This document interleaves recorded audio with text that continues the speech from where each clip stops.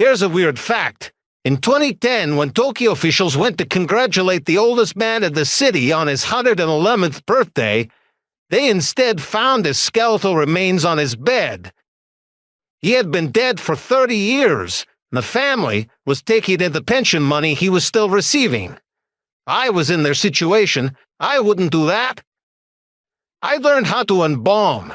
My corpses would be pristine. I'd put the corpse of the window from time to time. Other times I'd make sure a delivery person could see the corpse watching TV, perhaps soccer, or another popular sport. We'd vacation together and maybe go on double dates. I'd fess up that the guy was dead while I was on the date, then I'd get 2 chicks all to myself. I'd make sure to update his clothes with the latest styles, just to give the illusion he's still alive. And I'd keep collecting those pension checks forever, till I died.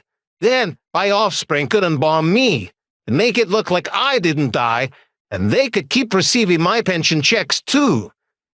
Soon would be a house of corpses collecting pension checks, and the ones who are alive, well, they'd be rich for doing nothing, other than tending to a bunch of corpses and updating the corpses' clothes to the latest style. What a life!